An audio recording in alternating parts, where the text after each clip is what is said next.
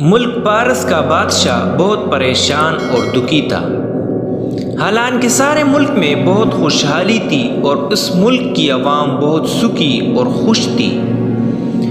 اس کے باوجود بھی ملک کا بادشاہ پریشانی میں مبتلا تھا، کیونکہ اس کی ایک ہی بیٹی تھی، شہزادی پروا، جس نے اپنی شادی کے لیے بہت کڑی اور حیران کن شرط رکھ دی تھی۔ وہ شرط یہ تھی کہ جو بھی میرے 3 سوالات کا جواب دے گا میں اس سے ہی شادی کروں گی۔ وہ شہزادی اکلوتی اور امیر ترین ملک کے بادشاہ کی بیٹی تھی، اس لیے بہت سے ہمسایہ ملکوں کے شہزادے، امیر ترین تاجروں اور بہت زیادہ طاقتور سرداروں کے بیٹے اپنی قسمت آزمانے آئے کہ ہم ان سوالات کے جواب دے کر شہزادی سے شادی کر کے ملک کا بادشاہ بنیں گے، لیکن وہ تمام کے تمام ناکام لوٹ گئے اور ان سوالوں کے جواب نہ دے پائے۔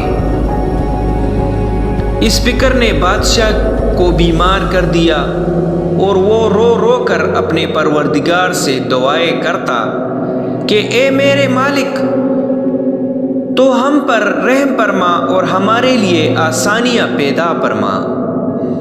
اس کے اپنے ملک میں رہنے والے ایک استاد کے بیٹے علی نے بھی اپنی قسمت آزمانے کا فیصلہ کیا اور اپنے والد کے حضور اپنی درخواست رکھی اور اجازت مانگی، تو اس کے والد نے جواب دیا کہ بیٹا دیکھو، بہت سے شہزادے اور بڑے بڑے عہدوں والے ناکام لوٹ گئے ہیں، اگر تم بھی کامیاب نہ ہوئے تو میرا نام خاک میں مل جائے گا، کیونکہ بادشاہ کے بہت سارے وزیر اور اس ملک کا قاضی میرے شاگرد رہ چکے ہیں، تو وہ کیا کہیں گے کہ ایک عالم اور استاد کا بیٹا ناکام ہو گیا۔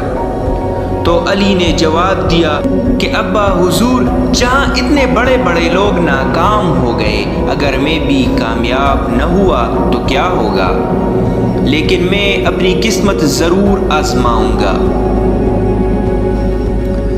بیٹے کی ضد کے آگے اس کے باپ نے رضامندی ظاہر کر دی اور دعا کی کہ اے میرے مالک، میرے بیٹے کو کامیابی عطا کرنا اور مجھے اور میرے دیے ہوئے علم کو سرخرو کرنا۔ یہ سن کر علی بہت خوش ہوا اور خوشی خوشی اس امتحان کی تیاری کرنے لگا۔ علی کے محل میں جا کر سوالوں کے جواب دینے کی خبر پورے ملک میں پھیل گئی اور چرچا ہونے لگا کہ دیکھو، ایک عالم اور استاد کا بیٹا بھی اپنی قسمت آزمانے لگا ہے، تو کیا وہ کامیاب ہوگا یا دوسروں کی طرح ناکام لوٹے گا۔ پورے ملک میں جشن کا سما بن گیا۔ مقررہ وقت پر محل میں اتنا رش ہو گیا کہ کہیں بھی جگہ خالی نظر نہیں آ رہی تھی۔ تمام وزراء اور امراء اپنی محسوس کردہ نشستوں پر موجود تھے اور ایک طرف علی بھی اپنی محسوس کردہ نشست پر بیٹھا تھا اور تمام کے تمام حاضرین بادشاہ، ملکہ اور شہزادی کے انتظار میں تھے۔ جب بادشاہ آیا اور دربار کے تخت پر بیٹھا، جس کے ساتھ ملکہ اور شہزادی بھی آ گئے، تو بادشاہ نے شہزادی کو اپنے سوال کرنے کی اجازت دی، جس پر شہزادی اٹھی اور اپنا پہلا سوال کچھ یوں کیا کہ اس نے اپنی شہادت کی انگلی اوپر کی اور جانب بلند کر دی اور علی کی جانب دیکھنے لگی۔ علی کچھ لمحے رکا اور کچھ سوچ کر اٹھا اور اپنی شہادت کی انگلی اور اس کے ساتھ والی دوسری انگلی بھی ہوا میں بلند کر دی۔ یہ دیکھ کر شہزادی مسکرائی اور والدہ کو دیکھ کر سر کو ہاں میں ہلا دیا، مطلب جواب صحیح ہے۔ تو ملکہ نے کہا کہ خوب، علی نے درست جواب دیا ہے۔ یہ سن کر حاضرین بہت خوش ہوئے اور علی کو شاباش دی۔ اب شہزادی نے دوسرے سوال کے لیے ایک تلوار منگوائی اور تلوار کو ہوا میں بہت تیزی سے چلایا۔ اس کے بعد وہ اپنی نشست پر جا کر بیٹھ گئی۔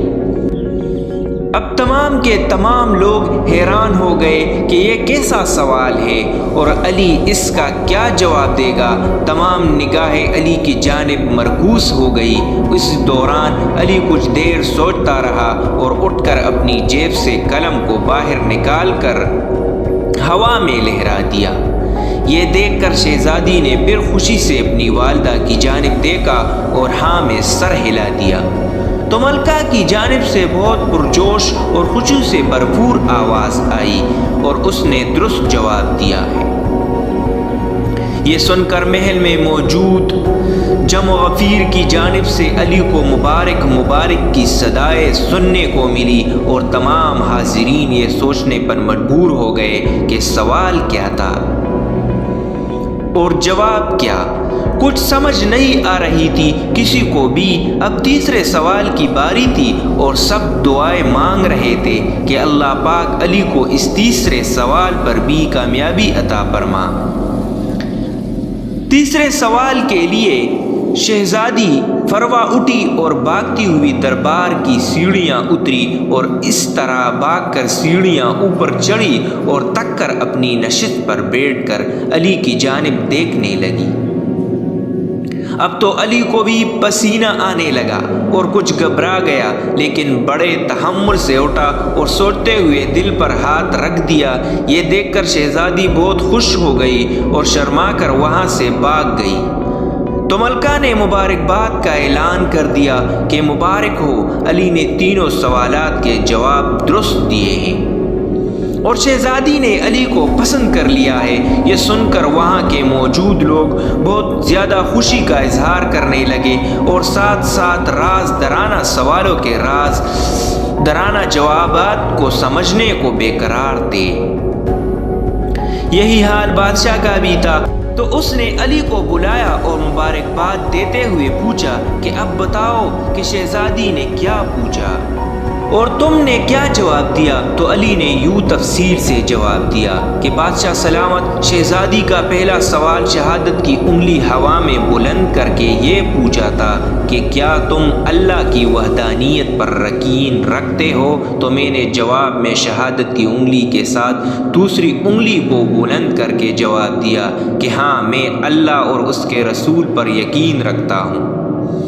اللہ تعالیٰ کو اپنا پروردگار ماننے کے ساتھ ساتھ اس کے بھیجے ہوئے آخری نبی پر یقین رکھتا ہوں۔ یہ سن کر بادشاہ اور وہاں موجود تمام لوگ مطمئن ہو گئے کہ ہاں، واقعی یہ درست جواب تھا۔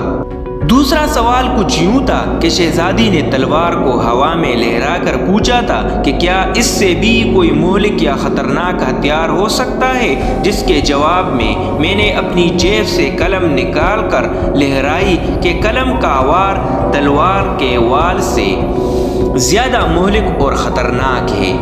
یہ جواب بھی سن کر بادشاہ سمیت تمام حاضرین حیرت سے ادھر ادھر دیکھنے لگے کہ واقعی اس نے بہت عقل مندی سے مدبرانہ جواب دیا ہے۔ علی نے کہا کہ تیسرا سوال شہزادی نے یہ پوچھا تھا کہ میں سیڑھیاں اترنے اور چڑھنے سے تک گئی ہوں لیکن میرے جسم کا ایک حصہ نہیں تکا، تو میں نے جواب میں اپنے دل پر ہاتھ رکھ کر کہا کہ دل جسم کا ایک حصہ ہے جو پیدائش سے لے کر مرتے دم تک نہیں تکتا اور ہر وقت اپنے حصے کا کام کرتا رہتا ہے۔ یہ سن کر بادشاہ نے بڑے دربار میں اعلان کیا کہ اے لوگو، گواہ رہنا کہ میں نے حقدار کو اس کا حق ادا کر دیا ہے اور میں اپنی جان سے زیادہ عزیز بیٹی کو ایسے شخص کے حوالے کر رہا ہوں جس کے پاس وہ دولت ہے جسے کوئی بھی ختم نہیں کر سکتا۔ جتنا چاہے اس دولت کو استعمال کرے، کم ہونے کی بجائے یہ دولت بڑھتی جائے گی، اور وہ دولت علم ہے جسے کوئی چھین بھی نہیں سکتا اور لوٹ بھی نہیں سکتا۔ اس لیے میں اپنی شہزادی کی شادی علی سے کرنے کا اعلان کرتا ہوں۔ دوستو، واقعی علی کی دولت ایسی دولت ہے جسے جتنا بھی بانٹو وہ کم ہونے کی بجائے بڑھتی رہتی ہے۔ اس لیے آپ سب سے التماس ہے کہ یہ دولت اکٹھی کرو اور اپنے لیے اور اپنی آنے والے نسلوں